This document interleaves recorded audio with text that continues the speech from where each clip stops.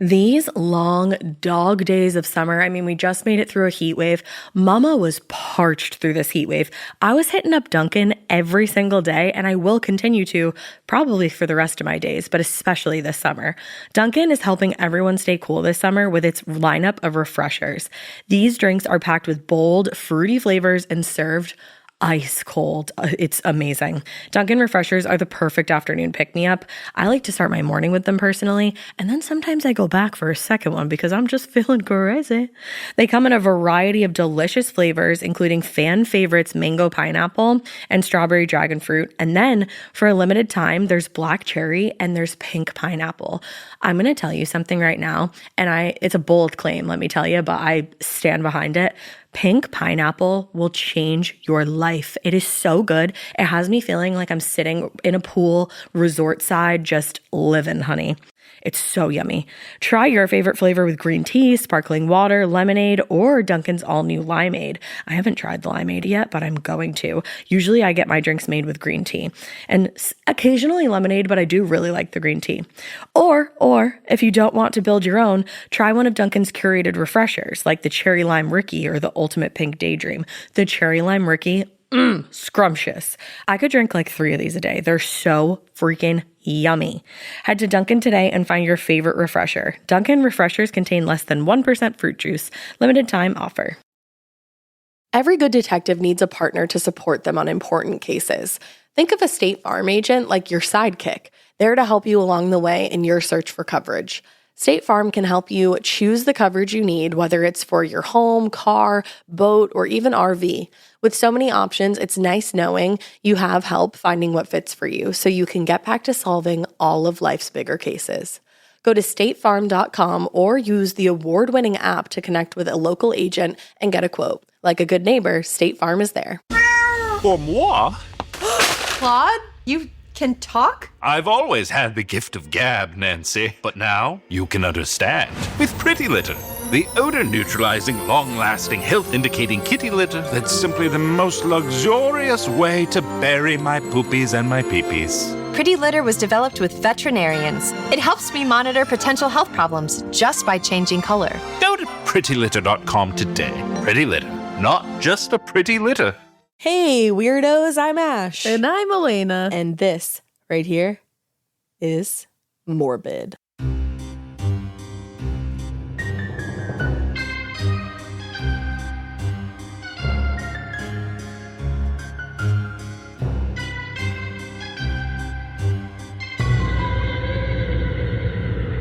It's Morbid Listener Tales. Brought to you by you, for you, from you, and all about you, baby. Yeah. What's up? Nothing. I mean, so much. I was like, cool. but nothing of note right now. No? Yeah, everything's just... You ever feel like you're just in a state of with your professional life and just in suspended animation? That's what I was trying to say. What do you mean? Like everything's just on hold. You know, when you get in those little lull periods where like you're waiting on certain things to happen. Yeah.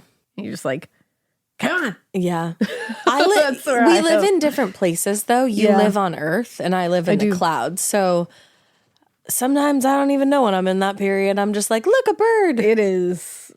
Honestly, you're better off up there. Yeah. Down here, it's Earth rough. is not cute. It's bleak down here. You know what I heard? Actually, this isn't something I should tell you, but here we are. Oh, no. I was listening to, I was just coming off of Earth is Bleak. I was listening to, Disrespectfully, it's Katie Maloney's podcast with Dana. Yeah. And they had Ariana on. And she was talking, every week they have a segment where they put something in the basement, which we should start doing in the office. It's like there's a fly in here fucking terrorizing us. It needs to stop. Oh, the sound of a fly just buzzing makes me angry. It literally ignites every single one of my nerve Senses. endings. Yeah. I feel exposed. We literally opened the window for him to go outside too. I'm like, just get the fuck out. So not only is he loud and gross, but he's fucking stupid too. He is. All right, maybe if we ignore him, he'll leave because he won't feel included. Okay. So They put something in the basement every week, which means like it's like their thing that they hate, or like we're like, fuck that, we're getting rid of it. Like, we're just not going to deal with that anymore. Yeah, I love that. I guess Ariana's been flying a lot because, you know, like fucking bi-coastal queen. Yeah. And she said that she's putting turbulence in the basement because like it sucks so much. And then she said that turbulence is just going to get worse. She heard because of global warming. I mean, that makes sense because all turbulences is just like air. And air is getting worse because of air, global warming. and you know, like hot air, cold air, like all the shit that, you know what I mean? Because turbulence is really just like air pushing on the, or like bumps in the air kind of thing. Yeah, but sorry. Turbulence is okay. Yeah, because you're just in Jello. Because it can't knock you out of the sky. I think when I heard that, I said, "Don't tell Alaina. Don't tell Alaina. And then don't you tell just Alaina." told me that. But does that ever happen to you, where you're like, "Don't tell that person that. Don't tell that," and then you're like, "Hey, I really have to tell you something." Does that ever happen to you? Not on that level. Well. But but here we are. See, one thing that doesn't happen to me and one thing that doesn't happen to you. There you go. What did you say? Suspended animation? Yeah. And turbulence and telling people about it. Telling people with fears of flying about it. Sorry. You're like, hey, get on a plane. Come on, get on a plane. And you're like, did you know that turbulence is only going to get fucking worse? And there's nothing you can do about it. Get on a plane. I'm not going anywhere with you. I don't have any trips planned with you as of late. Get on a goddamn plane. You should get on a plane. Go on vacation. Yeah. Just know that turbulence will be worse. After that, I can't wait. All right. Well, I picked the listener tales this week. And I didn't even read them. You didn't read them. I was in a place, I guess, because there's a lot of like grandparents and a lot of messages and signs. It's very Ash. You were in a place called Space, so aren't we all? Yeah, it's true. You want to start? I do. Should I just start with the first one? Yep, because I want to read the second one. Look at that. It's perfect. Oh my God. This is why we work so freaking well. Let's see. So this one is called "The Time My Dead Grandpa Played Cupid for Me and My Boyfriend." Isn't that I'm kind of obsessed with that. It says, "Please keep this anon." If you read it on the podcast, you can call me T. Anon. I will do that for you, T. It says, "Hello, my fellow witchy, spiritual, spooky bitches. If you read this on the pod, I think I quite literally will shit my dick from excitement and maybe the shock of hearing my own story. So, with that being said, I just got done listening to Listener Tales 86, where during my intent listening, I was thinking about writing in this odd tale, and then the story you read immediately after mentioned Kachina dolls, and I knew that writing this not so spooky tale was a must. With that being said, please excuse any side tangents or ramblances or blamblances. Ramblings I go on. The neurospiciness is so fucking strong. I feel that on such a deep level. Yeah. Feel free to cut out any parts of this story that seem redundant, and I will do my best to stay on track. We will not do that. Never. I put this in a double space size 14 font puttifa. I mean, hopefully it's a puttifa. I am not necessarily the most tech savvy gal. It's a puttifa. It's a puttifa. Anyways. I have a quick confession. I realized the other day that I don't even know how to make a fucking puttifa. But you like demanded it. I can't even argue that fact. That's hilarious. I was like, guys, I really would prefer if you put your stories Just in puttifas because it's just like easier for me. And then I'm like, how do you make a puttifa? So here we all are. Here we all are. That's who we are. You know, we're just trying our best over here. We don't know how to do anything. Nah. Let's start with a little backstory, shall we? We shall. In April of 2021, I started a new job in a town over from where I was living. After a while of working there, one of the men on my shift caught my eye. Now, I'm not typically one to make the first move because fuck the embarrassment that comes along with rejection. Like, excuse me while I go crawl into the deepest, darkest hole that I can find. However, do I have a story for you, baby? Oh my God. I won't tell it. But it is a story, it's though. something. Oh, I love that. Now, however, this man caught my attention enough that I started making it a point to talk to him every day, flirt with him when possible, and eventually give him my number. Good for you, T. I know. Shoot your damn shot. That's fucking amazing. It's boss bitch behavior. And I just love the fact that like they normally would never do something like this, but they did. But you're like, I chose now. Yeah. I like that. Turns out that he had moved here from a different state about 1,500 miles away only a month before we started working at the company, and we were hired a measly 3 weeks apart. Even though I do wholeheartedly believe that the events of my life leading up to my employment at the same company as him were divine workings on the universe's part, I have no clue what the following events were caused by. Throwing in a side note here before I go further on into the story. My boyfriend is the furthest thing from religious or spiritual, very much a man of fact, and believes in science and physical evidence, agnostic or atheist, if you will. After months of being friendly, talking, etc., our relationship slowly became more until by May of 2022, we were officially dating. Fast forward to November of 2023, and we take a road trip to Arizona to visit my grandma. When we arrived, my grandma had us get settled in what used to be my grandpa's bedroom when he was on hospice before he passed away in 2018. I know, I'm sorry about your grandpa. The room has not changed at all except for the bed. All of his decorations are still hung on the walls, and placed on the top of his dresser are watches, TV, and other seemingly random knickknacks. Now, everything else to add in here, or something else to everything else. I have to add everything else right here. Now, something else to add in here, because I feel it is extremely important to the story, is that my grandpa worked for the Bureau of Indian Affairs, specifically with the Navajo tribe in the Arizona, New Mexico areas back in the 70s. During that time, he was gifted many things, including quite a few Kachina dolls. I've attached photos of what these dolls look like. I do not believe these dolls are commonly seen out and about in stores and things, but I could be wrong, so please feel free to correct me. I never will. Them. Live your life. I will never correct you. Yeah. Live your life. Also, I've never seen a Kachina doll in a store. Regardless, unless you've seen them, you would not be able to conjure up an image in your mind because they have a very unique look to them. You are 100% correct. On our second night visiting, while my boyfriend and I were in the bedroom getting ready for bed, he turned to me and said, "Can I tell you something kind of weird?" I told him, "Of course." And he went on to say, "This has only happened to me a couple times, and it has only been with a few random moments in my life." I muttered, "Okay," because he was starting to weird me out a bit. "I've had a dream about this room before." I whipped my head up and looked at him with my brows furrowed. "What?" I tried to say it as calmly as I could. He is not a spiritual woo-woo guy, so I didn't want to make him feel silly for sharing this. That's very nice of you. I know. But now I was just fully intrigued. "Yeah, that doll." He motioned with a nod of his head to the Kachina doll on my grandpa's dresser that was placed to the side of the TV. That whole dresser, really. The doll, the TV, the watches laid out, that pot in the corner, and even the large fake tree that sits off to the side. I sat silent, looking at the belongings scattered about that are now so precious to me, waiting for more detail. I have these dreams sometimes.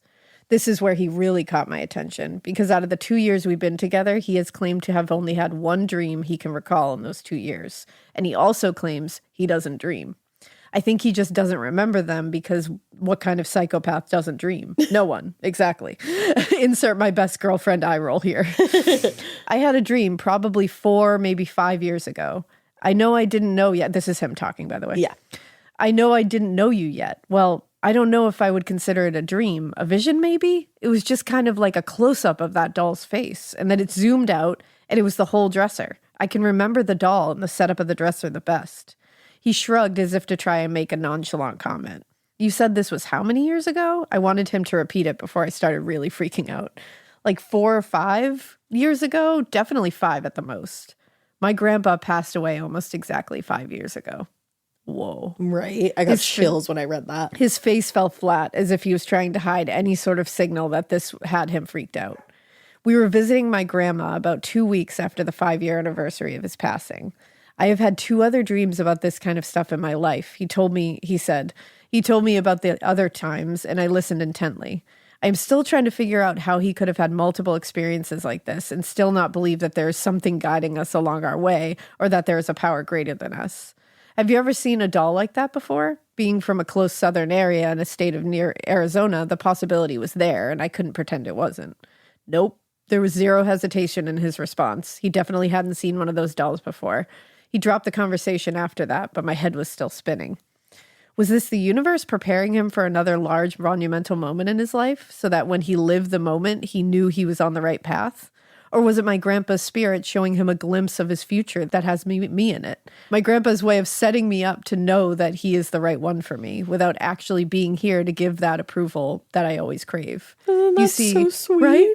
You see, my grandpa is and always will be my dad. He's the only person in this world whose approval matters to me when it comes to my life partner. Maybe this was his roundabout way to ensure that I knew his approval was there. I totally think so. I fully believe that that's what that is because he knew that his approval mattered to you. Right. And he knew that you needed that. Yep. So he was like, I'm going to give it to her. Because why else would your boyfriend have had that dream? And like, even just going back to like the way that you asked him out and like you never would have really done that before. Yes. Like you felt confident enough to do that. That's a huge part of it. Like I feel like that's such like an intervention there of like something that we just can't see. Because I didn't even think about that part, that you never would have shot your shot. Like you did with this guy, and it's like, and you went full force, and you were like, here's my fucking number, baby. Like something just told me, and the way that you guys started the job at the same time, basically like 3 weeks apart. Like that's, I don't know. I always say I don't know what I believe in. Yeah, I'm like I sit somewhere out there, but this kind of stuff just always makes me at least think through it and like question be like, it a what's little going bit. on here. I don't know if you guys know this about me, but I hella believe in this shit. And I don't know if you knew this. It was your grandpa.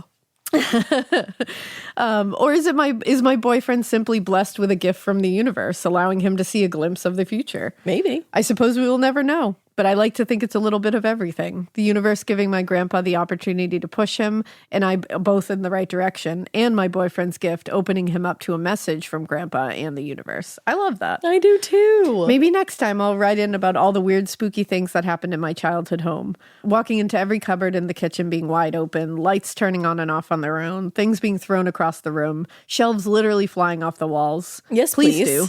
Anyway, now that I am properly crying, thanks for reading this. Keep it weird, but not so weird that. Take it away, Ash. Not so weird that your grandpa doesn't divine intervention a boyfriend into your life. Yes, I love that. With all the love, T. Right? Isn't that amazing? I love this. I love that one. And also your pictures. They're adorable. So adorable together. I'm telling you. And you dogs. It was meant to be. Also, you're wearing a dress that is made for you and you look adorable. I really love that dress a lot. I love this. Oh, and your grandpa looks like such a grandpa. I know. Like, there's, you know how some people, you're like, that's a grandpa. That guy's a grandpa. That grandpa gives good hugs. Yes. That grandpa's going to sneak you cookies. Yeah, and he's handsome. That's a grandpa. He's a handsome grandpa. He's a handsome guy. And grandma's a stunner. Oh, my God. Oh, look, did you see their wedding day picture? I literally just opened your grandpa and grandma's wedding day picture. Oh, my God. This looks like something out of old Hollywood. They're gorgeous. Wow. Oh, I love seeing old-timey like photos like that. People were just so much better looking back in the day. It's true. Because it's were. like everyone took care of business back then, like and when it came to appearance. Yeah, they just did more, you know? Like, yeah, as I sit here in leggings and a messy bun, I'm like, people just really cared back then. I'm sitting here in like a crusty t-shirt. All just sitting here. I'm wearing like a giant sweatshirt and like crusty, dusty leather leggings. I literally have a foundation stain on my shirt. Like, and we're like, people just like did, you know, like get it together. People should care more about their appearance. Care about what you look like. Wow. Like I'm sitting here talking from a position of never giving a shit about what I look like when I walk out of the we give a shit sometimes. I properly, yes, sometimes, but oftentimes I'm like, sorry, world. Yeah, more often than not. I'm like, no, it is what it is, baby. It is what it is. Oh, man.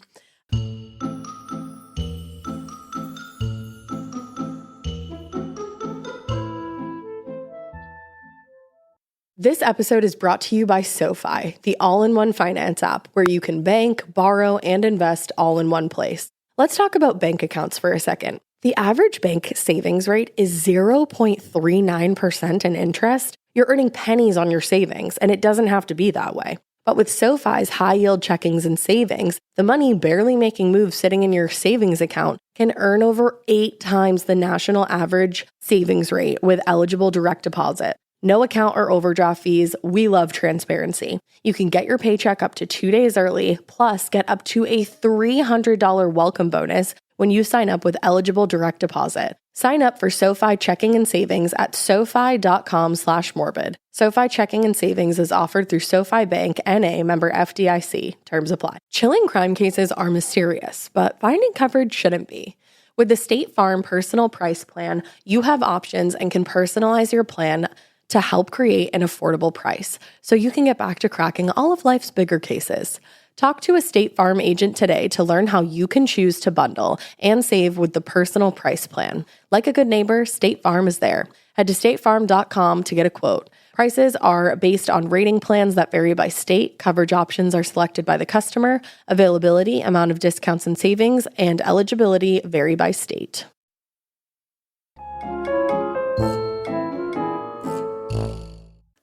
I picked this next one. Alaina will understand this. None of you will. But I'll do my best to explain it. Okay. It reminded me of a lady that I used to live with, Judy. Yes. So that's why I could picked definitely see that. Yeah, this next one. I love that. All right, listener tale. The crime next door that shaped my childhood and saved me all at once.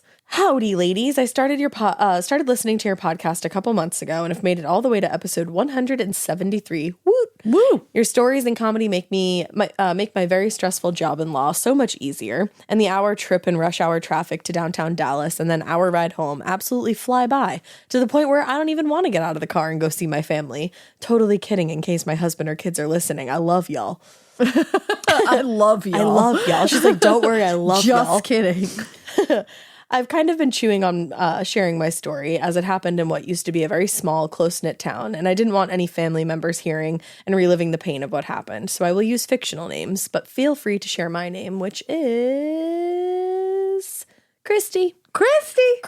I love you, Christy. Christy, you rock. Never change. Never. Trigger warning in advance. This is going to be a hard one. Oh, boy. So here it is. Picture it. 1996 in Weatherford, Texas. It's the middle of the summer, and we are on the 5th day of a 100+ degree streak. Back then, it was still a small town, and my street faced the woods. My friends and I would stay up late on a party line, telling each other scary stories about the woods and daring each other to go in them the next day. Oh, I love that. Right? Also, the nostalgia within this story is like, you can feel it. My same house is still there today, and all its Fox and Jacob hunter green with deep red trim glory, and my handprints in the concrete that hold the fence posts are still there. And so are my long gone pupper's little footprints. Aww. Side note, his name was Shadow. Homeward Bound. Yes, after the dog in Homeward Bound, even though he was a mutt mix of Chow, Shar-Pei, and Rottweiler. So Hell yeah. He was something all right. He lived a good 21-year life and was blind, deaf, and even dumber in the end. But always a good puppers. 21 years. That's a long wild. life, right? But the woods are long gone and have been replaced with hoity-toity cookie-cutter houses. It was the day of my birthday in early October of 1996, and I made a discovery that forever changed me and somewhat skewed my view of the world and those closest to you, your own family. Oh, man. When we first moved to Weatherford in 1993, I was about 5, and my elderly neighbor, we'll call her Miss Ivy, and I became close friends fast. I love that. Right?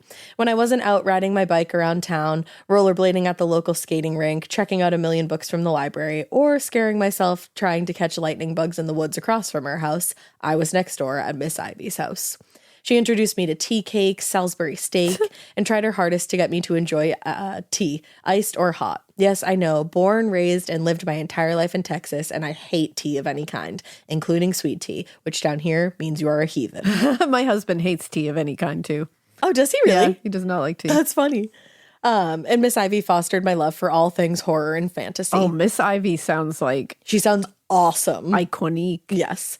She, too, was a huge Star Trek fan and loved Captain Jean-Luc Picard. Yeah, you got it. Oh, Look at you. I'm doing the hand thing for you. Look at that.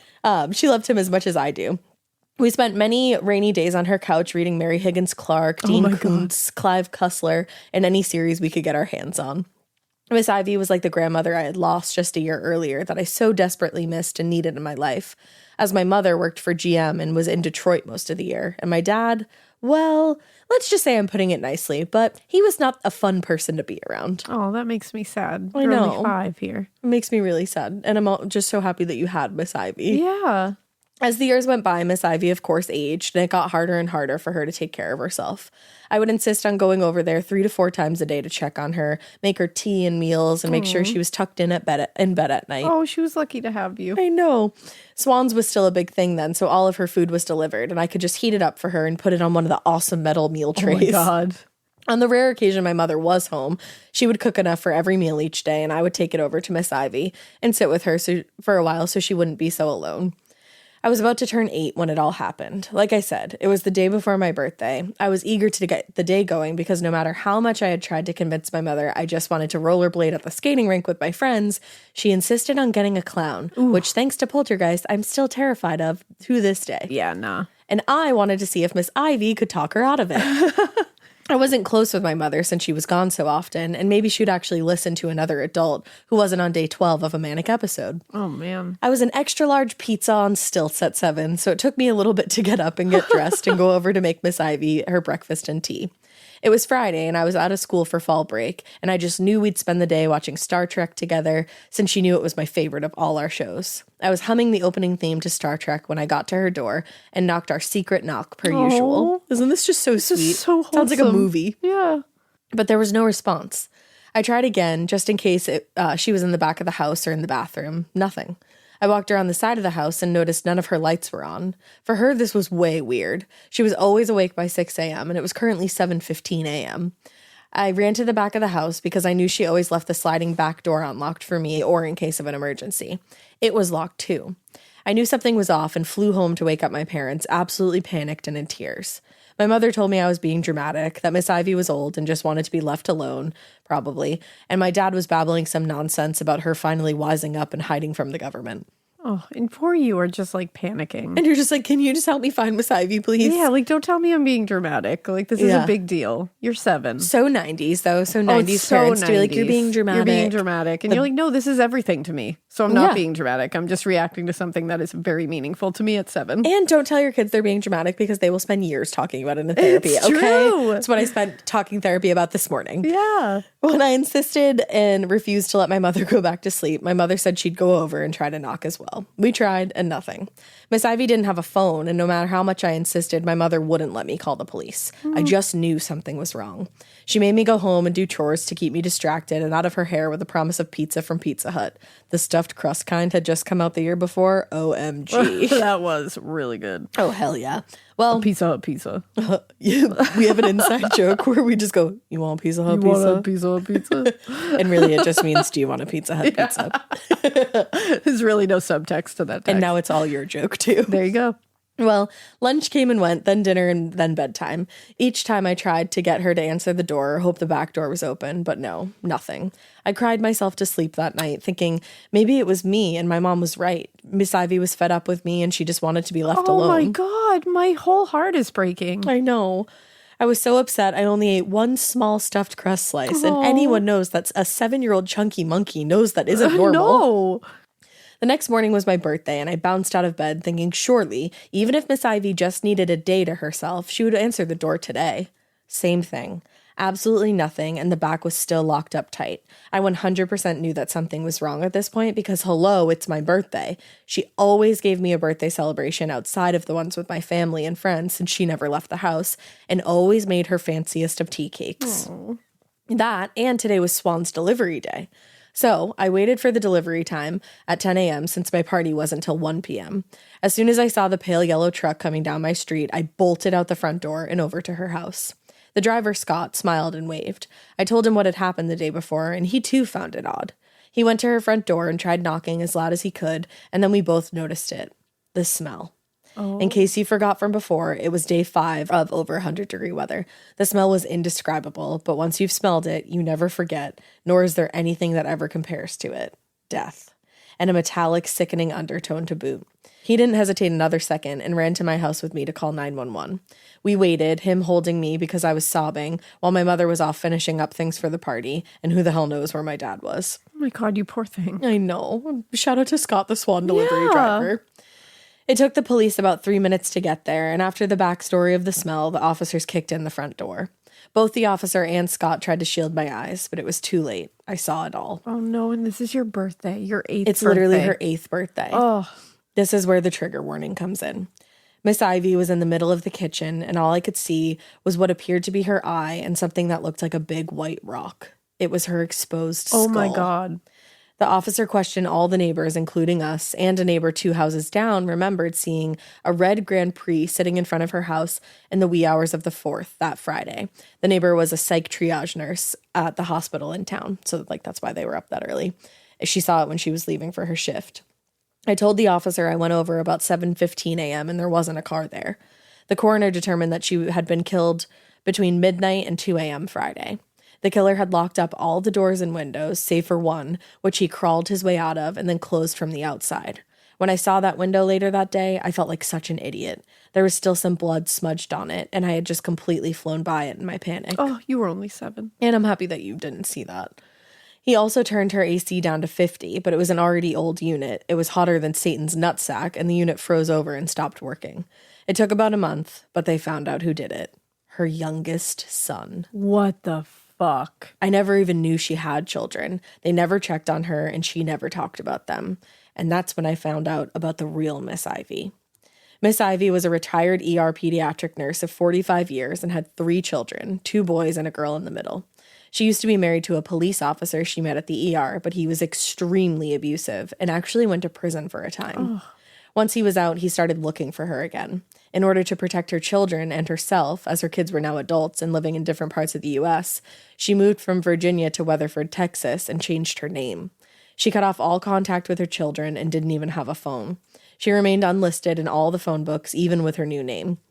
The night she was killed, and this is according to her youngest son, we'll call him Teddy's confession, he went to her house. He never did disclose how he found her, but he did, sadly.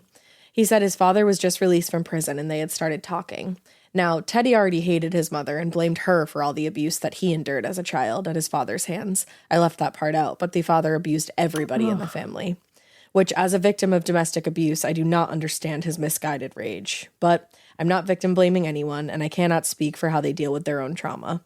Anywho, he said his father and him had started a new relationship, during which his father apologized and said it all happened because his mom was controlling and abusive to him, and it was really all her fault that he was the way he was to the kids. Oh, okay. It was her fault that he abused the children. Yeah, totally. That makes sense. Makes sense. So Teddy's rage and hatred deepened. Then Daddy of the Year suggested, hey, why don't we track her down and kill her? What the fuck? I'm assuming she didn't take you or your siblings off her life insurance policies. And you know, those are really hefty since she was an ER nurse for 45 years. Oh my God. Again, he refused to disclose how he found her, but that night he confronted her and she told him the exact opposite of everything his father had been feeding to him over the past 2 years, and that set him off. He said he just felt like he stepped outside of his body and watched as he bashed her head first on the kitchen counter, and then when she was on the floor, he continued to beat her with a cast iron skillet that I forgot to put away the night before. The worst part of it all was he would have only stood to inherit about $175,000, split 3 ways between the siblings, as Miss Ivy, the angel she had always been, donated over half her policy to the ER pediatric ward at the local hospital. So all over, about $58,450. Wow. I know that was heavy, and it did change how I looked at the world for a long time. But as an adult, I see the silver lining in all this. She succeeded in getting me out of an unwanted party with a terrifying clown, her best birthday present yet. I think of her every time I watch our favorite shows, especially the new Picard series, or the newest one with Sir Patrick Stewart, or read a book by any one of our favorite authors, and have tried to pass on the love she showed me, a complete and total stranger, not to mention really weird kid, to not just my children, but those all around me. Sorry for such a long one in the tangents. Tangent is my middle name. Keep it weird. Love, Christy. Christy. I just thought Miss Ivy's story was so beautiful. I know it was so sad. That was but their bond. So heavy. No, I'm obsessed with their bond. Right? And I'm so glad that she got to have that kind of relationship with a child. Right. Without someone interfering. Exactly. And turning it into something ugly. And it's like that fucking man to abuse her forever and abuse their kids. And then blame it on her. And blame it on her and convince one of the kids to kill her. It's like, I so wonder how they found her. Yeah. Because she had put every precaution. Yeah, you wonder. It makes me so mad. But that bond that they had was just so sweet. That just wrecked me. I know.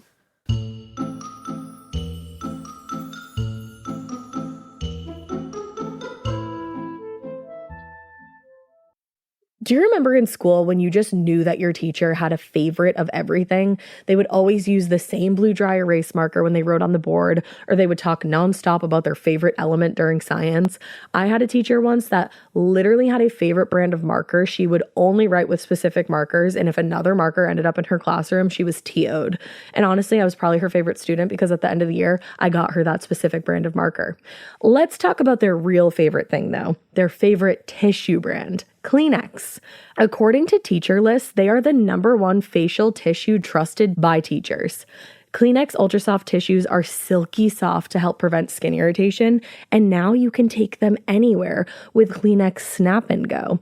I absolutely love Kleenex Snap and Go. It's so perfect to have that in your car.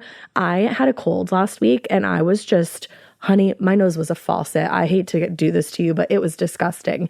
Drew literally came out of our garage with like 15 of the Kleenex Snap and Goes, and I put those in my glove compartment, and honey, they were easy access.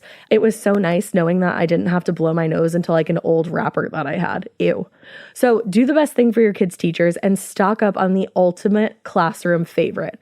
Maybe it'll make them their teacher's favorite student. They definitely have a favorite. Don't even get me started because, again, you know it was me. For whatever happens next, grab Kleenex. This is a paid ad by BetterHelp. I happen to be somebody that struggles with people pleasing. So a lot of times I will build things up and up and up and up and up and then kind of get to the point where I'm like, I need to let this out to this person. Even in 2026, that stigma and just stigma in general can get in the way of a lot of things, like getting support for your mental health. Maybe you've encouraged friends to consider therapy while avoiding taking that first step yourself because you're busy. You're worried about what other people might think, or telling yourself that you should handle this all alone. But therapy with BetterHelp, the world's largest online therapy platform, can be a space to slow down and talk through what's been building before it feels unmanageable. Just take a short questionnaire to identify your needs and preferences, and BetterHelp will handle the initial therapist matching work for you. Their industry-leading match rate means BetterHelp typically gets it right the first time. Feel confident knowing BetterHelp therapists work according to a strict code of conduct and are fully qualified. Don't let hesitation hold you back. Find support with BetterHelp. Sign up and get 10% off at betterhelp.com/morbid. That's BetterHelp, HELP.com/morbid.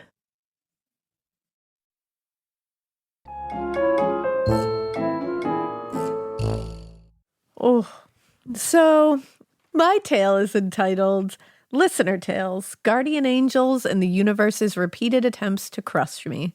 I almost couldn't say crush. Yeah. Sometimes my mouth doesn't want to do things. It's hard. You know, it's like, don't say that word. Yeah.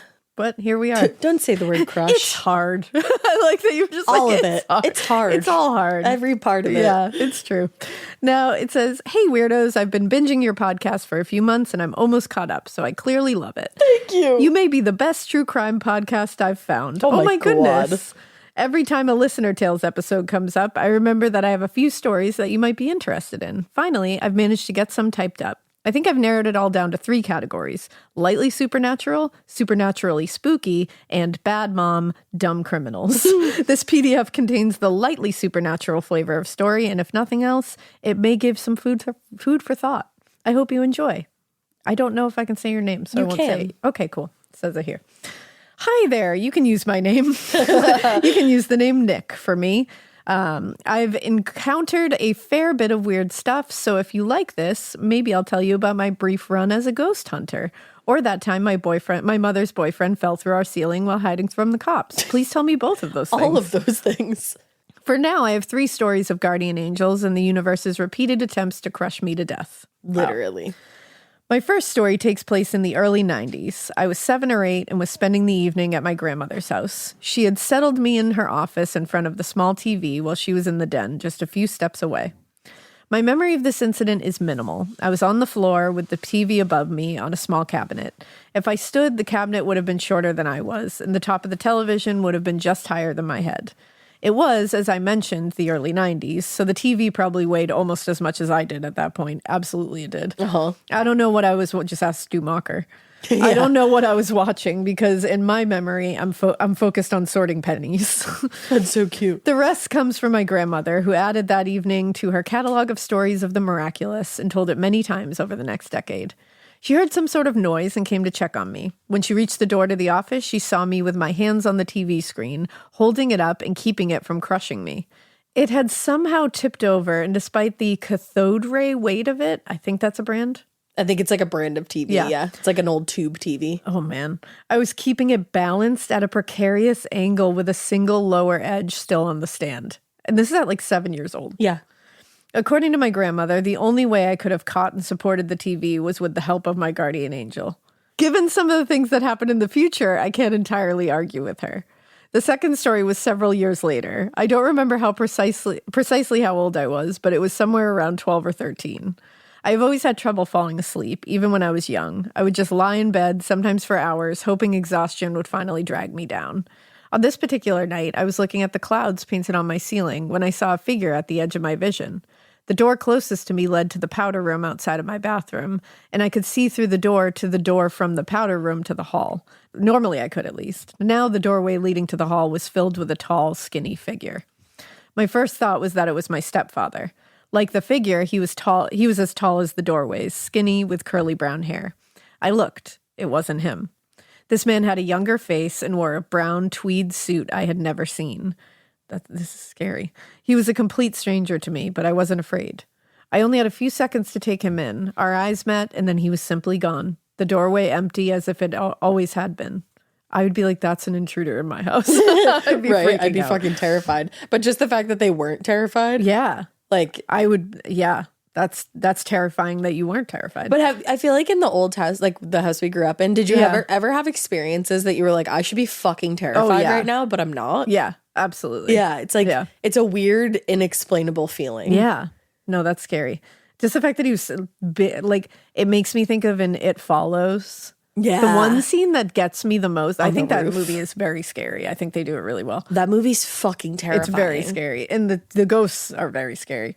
But the one scene in It Follows that like really like makes my stomach churn for some weird reason is when she's walking in the bedroom and that absurdly tall man just ducks under the doorway and just like follows right behind her.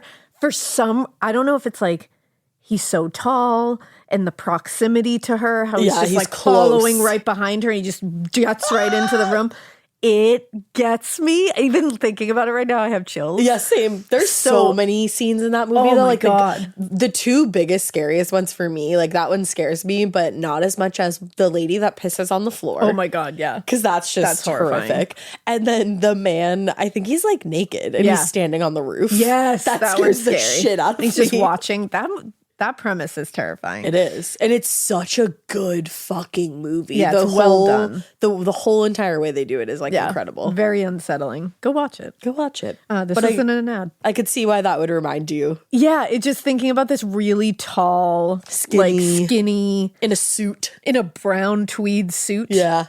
I hate in the it. hallway, just with curly hair looking at you. Mm-hmm. No. Nope. Nor. I don't like it. So this says, my house had been built in the 70s, and the land had likely just been pine forest before that. So I came to the conclusion that he was unlikely to be a ghost. My guardian angel, perhaps? You're putting a lot of faith in this guardian angel business, because I would assume that's a ghost. I'd be like, that's a ghost. That's a shadow figure. That's the thing. That's my sleep paralysis demon. Like, that's what that is. I wonder if it was like a thing of like hindsight now you look back. Because in that moment, I'm trying to like distinguish if like in that moment you felt like that was your guardian angel. Because I'm like, wow, that's impressive. It sounds more to me like it's hindsight chalking all the events up to each other. That makes sense. Finally, my long story. I tried to find one of the articles written about this to confirm the date, but because of how long ago it was, I wasn't able to track down a digital version of the information. My cousin S is only a couple of years older than I am. She was the youngest of her siblings, and when her parents lived in the same small Georgia town where I grew up, she and I were very close, practically sisters. They moved away to California before I was a teenager. S came back to visit when she graduated from high school, then decided to move back and attend the local community college. We started spending time together again. And while it wasn't a matter of picking up where we left off, it was still easy to regain that closeness. The final story happened on September 20th, 2000, if I'm not mistaken. If I am mistaken, then it was September 22nd, 1999. I got up early for my grandmother to take me to See You at the Pole event that day. See You at the Pole is a Christian student worship and prayer meeting that occurs before school one day in September.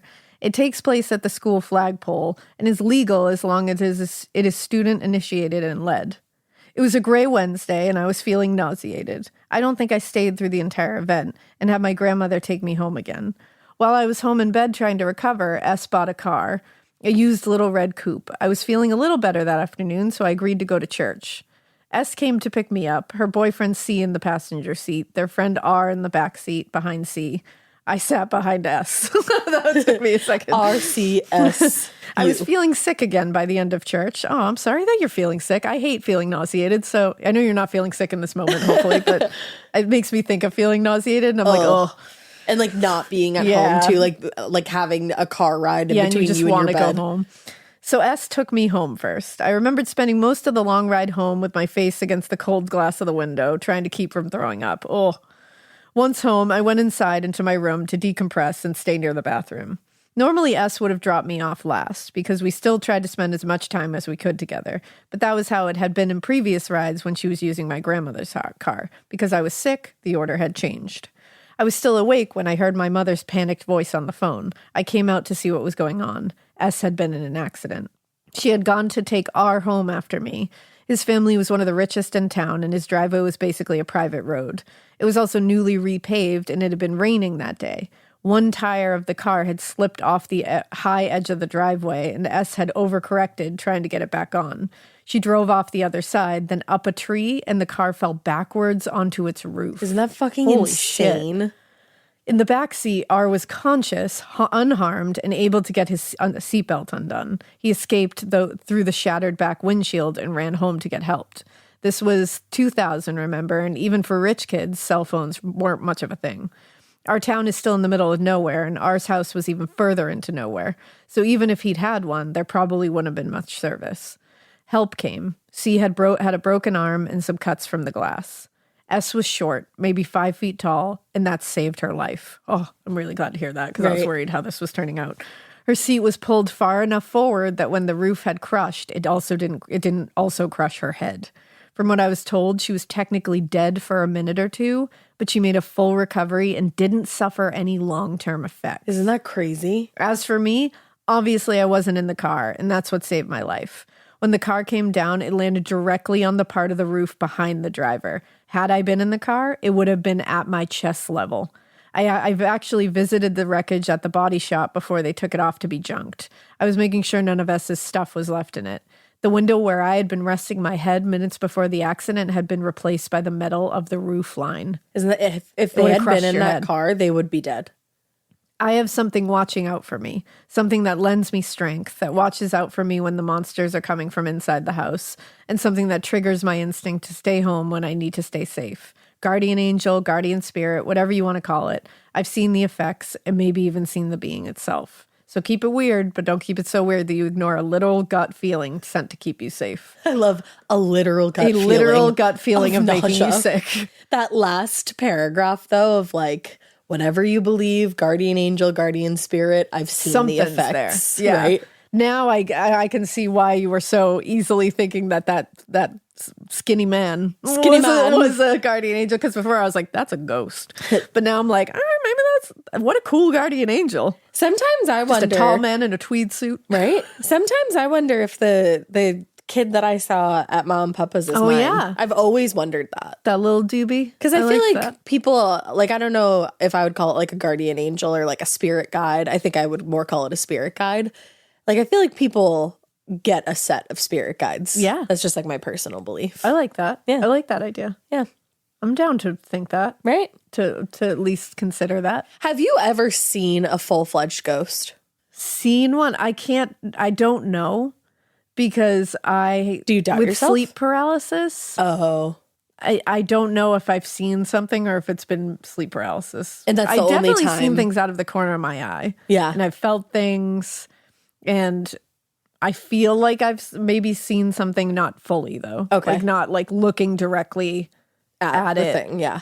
And if I have, then I assume it's sleep paralysis. The only time I ever saw like full-fledged beings was the fucking Viking people messing with your computer. And I stand by that story today. I can still see them. I mean, I'm pretty sure there's Viking blood in our ancestry somewhere. So And your computer was maybe broken. it's our ancestors. Maybe. Coming back to be and like, then that fucking kid in the room. yeah, Like little that old-timey newspaper boy looking kid. little Peaky Blinders, little dude. Yeah. I I can still see him. Like, and I how want you old? to I was draw him. 4 or 5 maybe. Yeah, you were young. I could draw him. Probably. Yeah, I mean, you not should well, draw him. but yeah, I could. I could. Maybe I fucking will. Maybe I might. But yeah, I don't know. I want to, and I feel like the reason I was able to see those like beings or whatever they are full bodied was because I was so young, and you don't have the You're like much more open to you're everything. not closed off. But I feel open still, and I want to see something. I mean, good. maybe that's why my youngest saw Skeletal. Probably. I love Skeletal. And the girls, the older girls, saw they saw terrifying people with the terrifying scissors. one. But I don't know. I think maybe it's a kid thing. But I'm so not ready to like have kids someday and have them see some shit and have to be the one responsible. It's an experience. Yeah, that's scary. You really learn about yourself in that moment, right? And learn about you and your partner in that moment. Yeah, exactly.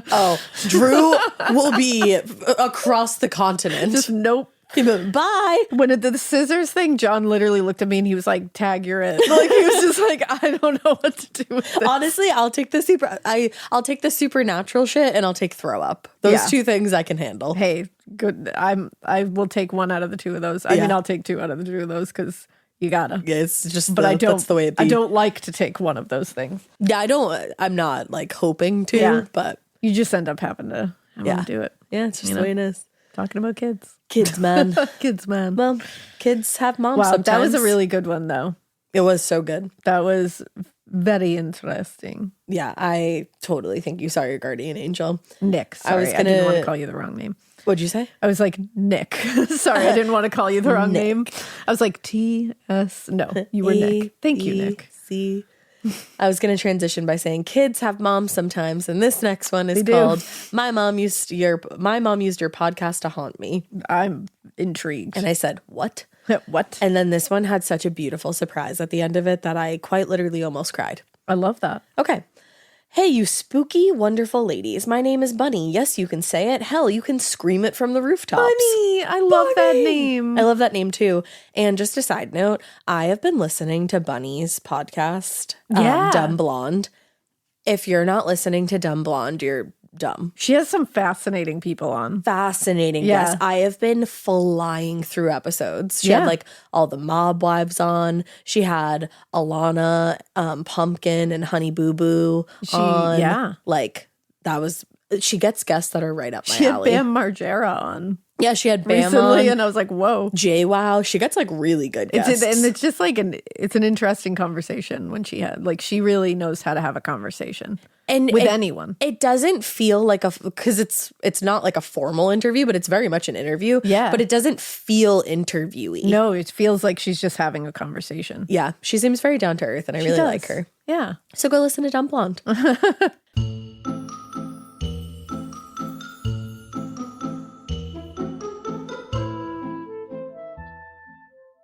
Okay, imagine this. A honeybee is out here doing her thing in an orchard, lands on a mystery apple blossom, then carries that pollen over to a Honeycrisp tree. Fast forward a few months, and no exaggeration, something amazing is born. The Sugar Bee Apple. Packed with notes of honey, caramel, and molasses, plus an extra crisp crunch, Sugar Bee Apples are perfect for snacking, baking, and everything in between. Download our new free recipe book and find a store near you at hellosugarbee.com. Sugar Bee Apples, naturally sweet from bee to you. Hey, it's Ryan Reynolds here from Mint Mobile. Now, I was looking for fun ways to tell you that Mint's offer of unlimited premium wireless for $15 a month is back.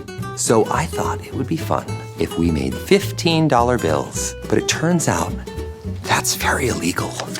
So there goes my big idea for the commercial. Give it a try at mintmobile.com/switch. Upfront payment of $45 for 3 months, $90 for 6 months, or $180 for 12-month plan required. $15 per month equivalent. Taxes and fees extra. Initial plan term only. Greater than 50 gigabytes may slow when network is busy. See terms.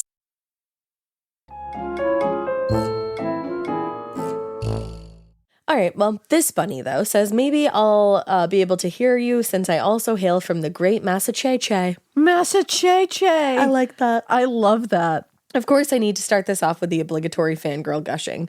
I found your podcast when you were 12 leagues under the sea, an OG baby. Hell yeah. And it has been so incredibly endearing to see you both grow and prosper in this life. Aw. Alaina, you have written a whole damn book. Thank you. I'm so excited for book 2. Thanks. Plug where you can deal it. Plug where you can buy it. Oh, you can buy it.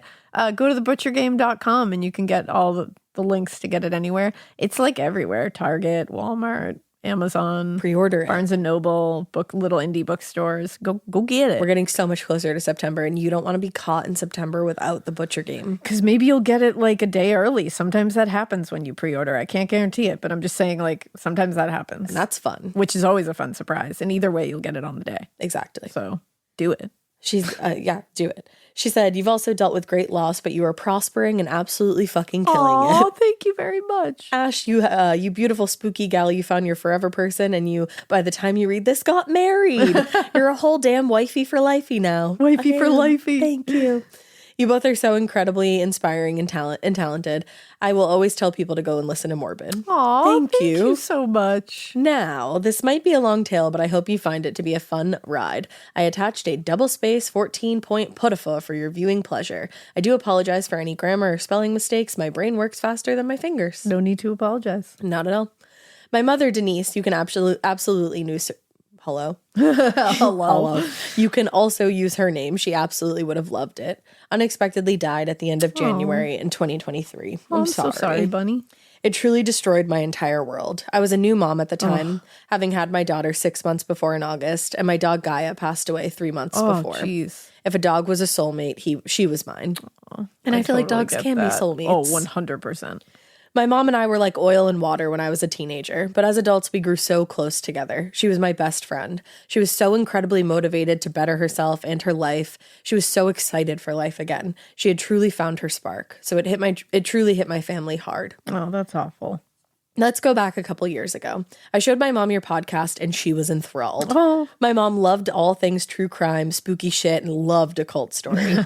We were listening to your Bridgewater Triangle episode. Oh, that was so fun. Right? Seeing I live in, is it the Copacut? I think so, yeah. So seeing I live in the Copacut Woods, which is part of it. And that's how she ended up listening to every episode. She had untreated ADHD and you were her hyperfixation. She even wrote in once. Oh my God. Which we have. Yay. I didn't even find it. You included it. So thank you, awesome. Bunny. But on this particular summer day, we were painting her apartment and we were listening to the Richard Ramirez episode. She physically gagged every time his stench or how gross of a human being he had been was mentioned. Ugh. I didn't know my mom had the weak constitution of a Victorian dandy. Of a Victorian dandy. That is an amazing way. Wow. I love it. I know so many people that have the constitution of a Victorian dandy. Me too. So many people. Lots and lots of people that we interact with on a daily basis. That have the constitution of a Victorian dandy. Yeah, fucking Victorian dandies, all right. But anyway, I couldn't stop laughing at her. I love that. It was honestly the weirdest, happiest memory I shared with her. Aww. Now we will go back to January 2023, and it's the dreadful day I need to go through her apartment and all her little personal things, the things that made it real. I walked into her apartment, which no one was in besides me, and I hear your podcast playing through her portable speaker. But the thing is, her phone was in my house about 5 miles away, and my phone was off, so nothing could be connected to that speaker. I listened closely, and it's the same episode that was playing the day we were painting that room. I am chilling all over my entire body. I got the whomps. It's like, right? I was absolutely stunned, but my mama definitely had a flair for the dramatic, so why wouldn't she choose that one? That's amazing. A few nights later, my husband was at work, and I was sitting on the couch with my daughter in the living room, and across the room is my daughter's nursery. Side note about my house is my husband is a bougie bitch and needs to have the fancy Alexa-controlled light bulbs in every room. Oh, John wants to do that so bad. You should. Those are cool. They're fun. My daughter and I were watching some movie. Really, at 6 months old, she wasn't watching, just me. The lights in her room start flashing on and off for about 10 times. In that moment, found out my fight or flight response is to freeze. Oh, you too? That's mine, yeah. That's I just go, and then I stay in place. I would be the first to die in a horror movie, I know. Ash Me too. Me too. We'll die that. together, girl. But I nervously ask out loud, Mom, if that's you, please stop. You're scaring me. Oh. And it stops immediately. Because that's your mama. And she's like, I'm not trying to scare you. I was just saying, I'm hey. sorry. Occasionally, my daughter's motion-activated toys would go off, but that did come to an end one night when I was in bed before my husband, and I got the biggest wave of warmth, and her signature perfume filled my nose. I remember muttering, I love you, Mama. Good night. Okay. That just like made me choke down a sob. Yeah, there's tears in Alaina's eyes right now. Damn. And I drifted off into dreams of starlight. It's been quiet for a few months now, but here and there I'll get little hints of her saying hi, and they are always welcome. A side note, the night my mom passed, I went to bed. I don't know how long I laid there, but I remember feeling the cold, wet boop of a dog nose on my face. The boop of a dog nose. And a little nudge, the same way Gaia would always wake me up in the morning. I think my girl knew how much I needed her in that moment. Thank you, lovely ladies, for reading my tale. Attached was the email my mom had written. I found when I had to go through her things. I'm not really good at goodbyes, so I'll just say see you later. But now we have obsessed with this. her mom's listener tale, which is Denise's listener tale. Denise. So Denise says, let me start out by saying you ladies are wicked awesome. You're wicked awesome, Denise. I know. The stories you tell, the cases you cover are dark and fascinating. I was binge listening to listener tales while cleaning my apartment and reorganizing when one of the stories hit me hard and I realized I'm not alone in my situation. Let me explain. I was adopted when I was 4. My adoptive parents weren't any better than the abusive alcoholic egg donor that gave me up. Oh, that's awful. The apartment we lived in at the time of the adoption was on the 3rd floor of a 3-family home with a huge backyard and a massive tree in the back. I had recurring nightmares of being kidnapped by a massive vulture and not having a voice to scream for help. Ugh. Fast forward to 1989. I was 17, working as a cashier and enjoying life, hanging out with my friends, being single, basically carefree. This is around the time I met my first serious boyfriend. We were dating for a bit when we decided to move in together. I was in charge of finding our apartment, so I set out to look, and in my journey, I walked down the street where my first home was. I wanted to see the house and see if it still gave me the heebie-jeebies. I got no vibes from the house and chalked it up to overactive imagination in my childhood. I turned around and found an apartment for rent sign on the house directly across the street from my childhood home. Whoa. Long story short, we took the apartment.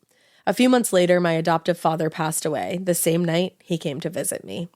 I was asleep in my bed next to my boyfriend, sleeping, when I heard him calling me. He wasn't quiet about it either. He made sure I heard him and woke up.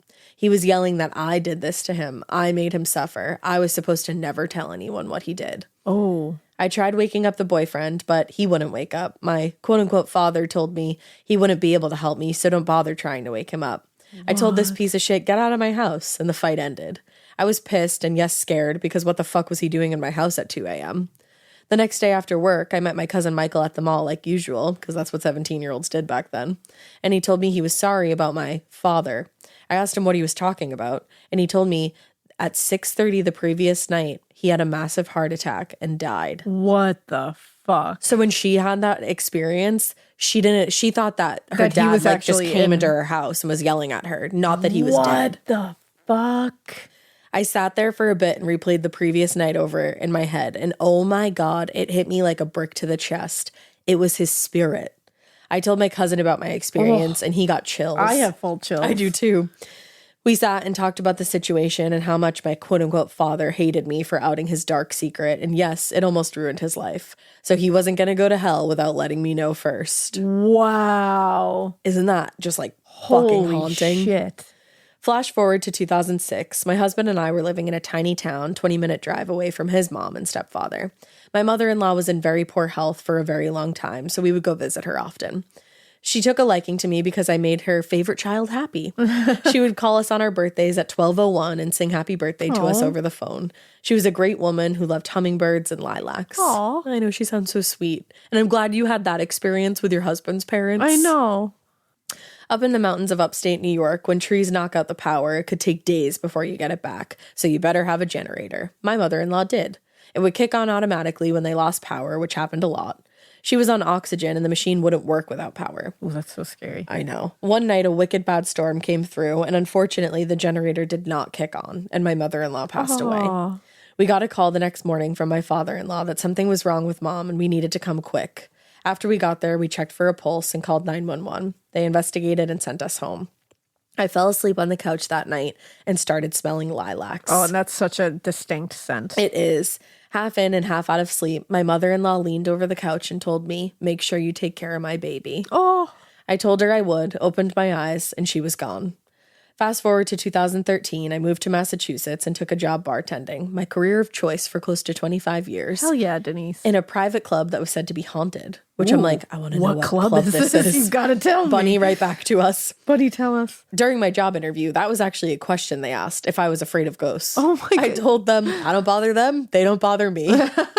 I was told the ghost was a previous owner from way long ago when the now private club was a brothel. Cool, huh? Ooh, I love those kind of tales. The best. Of times long ago. I do too. So the backstory is, and this is a fucking awesome backstory. It's crazy, but it's like, whoa.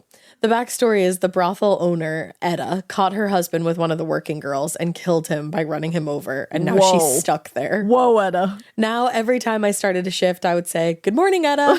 And my Hey, boss girl. thought I was nuts, but it kept her happy because she never bothered me. She did bother others. Yeah, see, you were just like, no judgment, Etta. Yeah. I'm Hey, girl. I'm just coming to work. Good morning. Once, the guys at the bar were talking shit about Etta and the bottle shook on the shelves. I quickly told them stop. They were pissing her off. Hell yeah. I had only been in Massachusetts for a few weeks and was staying with family. I was again half asleep on the couch when I felt someone in the kitchen watching me. I thought it was one of the family members getting a drink, so I looked in and saw a shadow move away. It kept happening, so I got pissed and said to whomever it was, either say something or go away.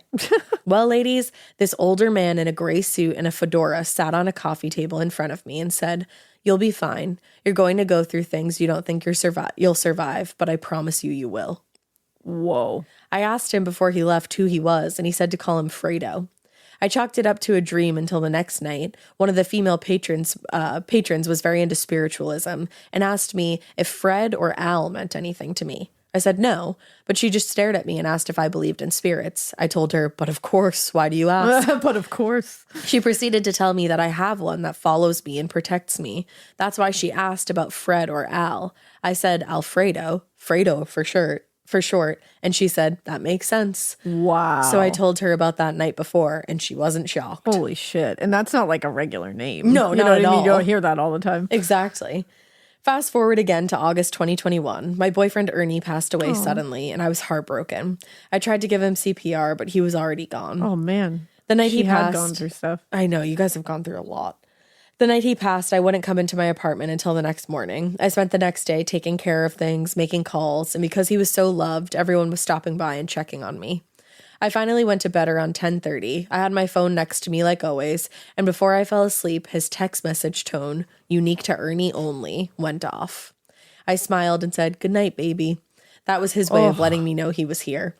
Now it's January, and I'm slowly moving ahead with life. I got really good news from my daughter and came home and told him this wonderful news. I have his ashes. Oh. That night, I felt the bed sink in next to me, and at first, I was freaked the fuck out. I was frozen in fear, and I asked nobody in particular, "What the fuck are you doing?" And then I realized who it was. It was Ernie. He was a big dude. He was 275 when he died. Oh. Told me congratulations, and he was there because he missed sleeping with me. Oh. I was a bit rude and reminded him that he was dead, but I didn't want him to go. Hey, you're dead. "Hey, excuse me, you're dead." I tried waking up a few times, but I was having such great dreams about him with my daughter and me spending time together and laughing and joking. He passed before my daughter's wedding, which was in October, and he had been all jazzed about doing the low dance from Flo Rida. He even practiced at work and got caught by his friend. Stop! I love that. I'm obsessed. So needless to say, I know he's still here, and when I least expect it or don't know I need him, he'll show up. So ladies, this is why I'm haunted. I don't mind it anymore and take it as it comes. Feel free to shorten this up if you decide to use it. No way. I will continue to listen to your podcast because you guys keep me in stitches. Aw. I owe finding your podcast to my daughter, who also loves the listener tales as much as I do. Thanks again, ladies. Thanks, ladies, again. Keep up the great work and keep it weird. Denise. I felt like that one was so special. Oh, that was like so special. Yeah, and thank you, Bunny, for sending both of those in. Oh, Bunny. That was great. And like as soon as I that one caught my attention because Yeah. like my mom used your podcast to haunt me. I was Yeah, like, it's like, what? what now? And then when I read through Bunny's, I was like, oh my God, that's such a fun story. And then to find Denise's at the bottom, that's something that's else. special. Like we've never had a tale like that. And Bunny, I love that Bunny had Denise, who sounds like such a hot shit and such a cool mom. And then also Ernie. Yeah. It sounds like you were close to Ernie. And like, I'm sorry that they're both not here anymore. I Like, know. but I'm really glad that you had that. Even I'm glad for you had that. as And it long as sounds you like did. even though they're not here, they're here. You know, like Yeah. I feel like Ernie and your mom will come through more and more. And reading that now, like the mom, Denise's listener tale, I'm like, oh, that's definitely Denise Oh, doing all that 100%. stuff. Because I'm like, she's like, oh, I get to do it now? Yeah, like, let's go. exactly. Like, oh, Denise. How special is Denise that? and Bunny. That was a great one. Right? Like, that was a really great one. That was a find. I loved that. And I love that you both loved listener tales. I know, thank you. We would do more if we could. So the last one that I'll read is called Listener Tale. My deceased grandma's like, hi, I'm still here, dummy. Hey, Ash and Alaina. My name is Malin. And first of all, love your podcast. My sister, I want to make sure, Corinne. Oh, that's like a cool way of spelling that. It is. Korin. I like that, right? Yeah, that's really cool. Introduced me, and we've always loved all things spooky, ghostly, murdery, and our Halloween obsess.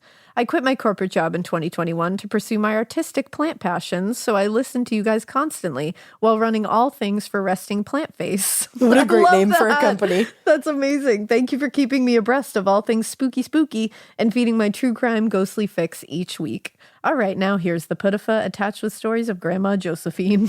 And the pictures of Grandma Josephine, baddest be. Oh, Grandma Josephine. A queen. A literal queen. And look at the wedding picture. I'm obsessed with this. All these pictures are amazing. Is this you? I love. Malin, you are all amazing. Oh yeah. Malin is obsessed with Halloween, and these are all her Halloween costumes. Top notch. The Prince one. Top motherfucking The elf notch. on the shelf is both amazing and horrifying And the mask. all at once. Like, you really killed it. These are incredible. All right, let's begin. A little background. Since I was a wee little girl, I have been very sensitive to the paranormal, runs in the family.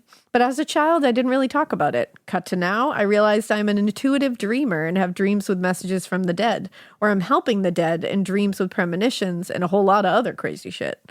I'm working now to accept and expand my gifts as I'm no longer afraid. Whee! Isn't that cool? I love that. Okay, here's the goods. My grandmother passed away suddenly in her sleep at the age of 67 on May 15th, 1992, when I was 5. Although I was young, I'd cry for her often when I felt alone, sad, scared, which unfortunately was a lot when I was a kid. Oh, that breaks my heart to hear that. But yay, therapy for working through that. I just felt so connected to her, even though she was only in my life a short time. I was also so afraid of the dark, would always cover my mirror before bed, and had unexplainable experiences, but also super afraid / intrigued with the paranormal. Just a normal weirdo kid. Skip to college, me, 2005 to 2009. I found myself in a physically and emotionally abusive relationship. I'm sorry. I know, me too. During the super dark period, I would see a ton of red cardinals, like a shit ton. From flying past my windshield while I was driving, one physically hitting my rearview mirror while I sat in a parked car, wood cutouts of them randomly, like they were everywhere.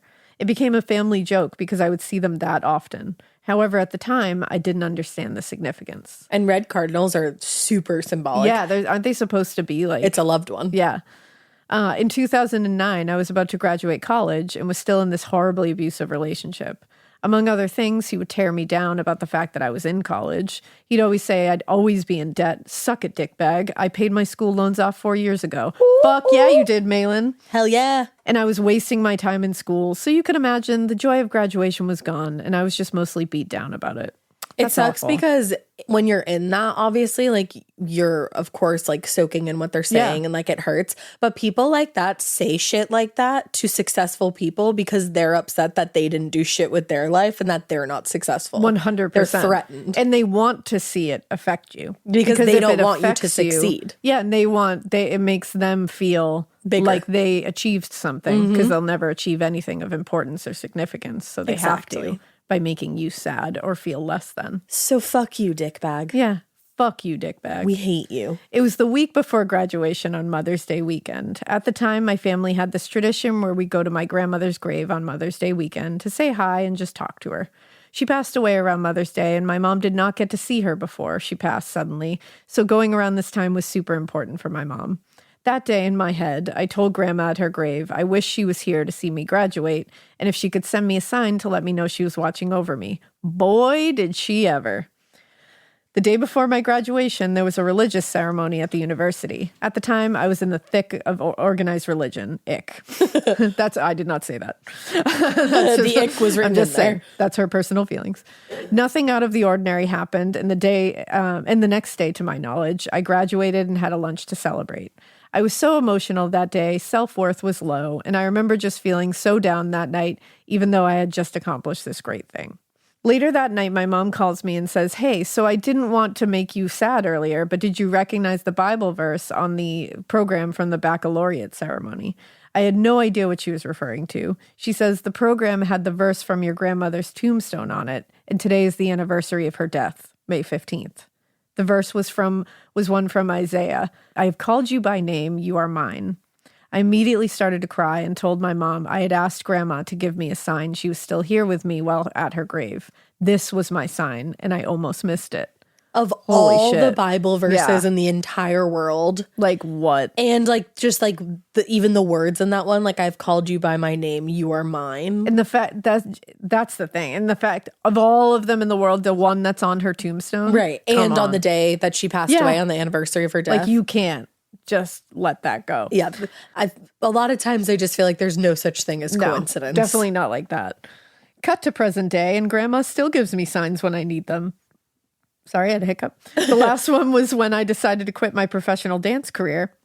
I was just doing a standard cry in the shower about it. The lights flickered while I was ugly crying in the shower, and for some reason I was like, hi, Grandma, but also freaked out because I was home alone. The next day, I'm on Google Maps trying to find a halfway location point to interview someone for a job on my team at the time. My grandparents' house happened to be in the city that was the in-between point between Dallas and Fort Worth where we were to meet. I plopped the little yellow guy on the map in a random spot to see if I could find a coffee shop. To my surprise, the street view was in the middle of the cemetery where my grandmother is buried. No. Come on. Come on. I had to call my mom to confirm the name of the cemetery, and it was. It was just another sign that she was here with me while I was going through a tough time. That's bonkers. Isn't that crazy? I've All since- of those things like together. I've since talked to a medium, and she told me my grandma is one of my spirit guides. The medium gave me a specific situation that I had alone in my bedroom where I was watching this emotional-ass music video where a woman had dementia and was lump in throat crying. She said my grandma was there and that I shouldn't worry about that. Like this was a private moment alone. I had not talked about it. The medium said it was a way to prove my grandma is always with me. The medium also told me that birds were another way she was showing up. Ahem, cardinals? I'm sure she was like, get out of that relationship, idiot. Lastly, the medium also told me my grandma says that I shouldn't smoke the devil's lettuce. Eye roll. I love that she's like guiding you through all these hard times and showing up when she needs to. And she's also like, stop smoking weed. Put Malin. down the weed. Come on, Malin. That's Like, the what are you devil's doing? lettuce. And I love that everything else you're like, oh my God, grandma. Of course. And then that one you're like, eye roll. Okay, grandma. All right. Anywho, I have so much comfort knowing grandma has always been with me working through these difficult times. That must feel very comforting. Yeah, actually. Absolutely. I also want to point out that if you do want to connect with loved ones that have passed, you just have to ask and pay attention to the signs. I love that. Yep. I'll write back someday to tell you some other spooky tales I've had. The little dead girl saying hi, or the time I lived in a haunted house. Guys, you got to send these. I want these. You guys can send them all in one put-a-file Yeah. if you feel like it. Like if you it's not feel the overwhelming vibe. to Yeah. write all of that at once. We're for it. Yeah. I'm attaching a few things. Pic of beautiful grandmother Josephine. She Gorgeous. is a queen. And she just looks like a hot shit. She looks like a hot shit. Yeah, she slayed. Yeah, her gravestone with the verse and my program with the same verse and some of my past Halloween costumes because I go all the way out. Love y'all. Malin. Malin. I love all these. These pictures of Grandma Josephine look like they're the most classic, like 40s. Yes. Pin-up-y, beautiful gal. And she's just smiling in all of them, like so happy. The wedding picture in Yeah. particular, she just looks so happy. I love it. I love it. And I'm pretty sure your grandpa is, or like whoever she married is winking. Yeah, in that so I was picture. going to say he's winking I in the love picture. it. And when I tell you guys that Malin does Halloween correctly, Oh my God. Malin does Halloween correctly. Malin parties for Halloween. She goes Like, all the way off. Truly, I love it. all the way off. Love, love, love. Wow. I These love were these great. listener tales so much. They were all like Ash just handpicked these. I did. I love a guardian angel She sign loved moment. it. I had a moment yesterday. I texted. Oh, yeah. you. I was like stressed out about everything in life and that we're always stressed out about. that we're constantly stressed out about. Yep. And also my armpit was swollen, so that was scary, but it turns out that I just have an infected hair follicle. Isn't that super cute? Yum. But I was like, oh no, what does this mean? And I was leaving Alaina's house and I don't know if you heard me scream. No, I didn't. I collided with the largest dragonfly I have ever seen. I saw that dragonfly after you left. It hung big. around. Okay. And the dogs were trying to eat it out of the air. I'm glad they didn't. They didn't. Because I think I knew that dragonfly. And I'm not kidding you, I collided with it. Like it skidded across my fingers. No joke. Like I feel like it was trying to get my attention. Yeah. And I just said to like somebody that has passed away in my life, like, hey, if that was you, like I love you, like thank you. And I was like in my head kind of doubting myself, like who knows if that person that I love is like representing themselves by colliding into me as a dragonfly. Sounds a little crazy when you word it like that. And then I'm pulling out of the street and I pull behind a car with the license plate 888, which is like an angel number. Yeah. So hello. And I felt comforted. And it was during a moment where you needed to be comforted. And during a moment where that particular person like knew the situation and like knew how much I hate doing certain things and, you know, being wrapped up with certain things. And they were always there for me through that. See, I love that. Yeah, exactly. And I believe, I think that too. I think it was that person. I just like because that's the thing. Like I immediately was like, all right, I'm good. Yeah, and it was like such an inexplicable feeling of just like, because I was so stressed. And then it was just like, boom. Yeah, gone. and that's when you know like something has shifted. Yeah. Yeah. And it was funny because I got home and Drew was like, I was actually thinking of that person today. Like, that's funny. Oh, that's so funny. Yeah. I love that. So I totally believe in all that stuff and I fucking love it. And they were just beautiful tales. They were gorgeous tales. I loved all of them. You all do such a great job with these. We really do. And we really love doing Keep them. sending them in. Yeah. We fucking love you. So You're much. honestly the best. You're the best part of this That's why we job. love Listener Tales so much, because it's about you guys. Yeah. And we get to read your stories and learn more about you. It's so fantastic. We just dig you. Thanks for being there. Yeah, you make this worth it. You literally make it worth it. So thank you for doing that. And we hope you keep listening. And we hope you keep it weird. But not so weird that you don't keep sending in your listener tales, because we love them. We love you. We love. These were so emotional. You're beautiful. Ah.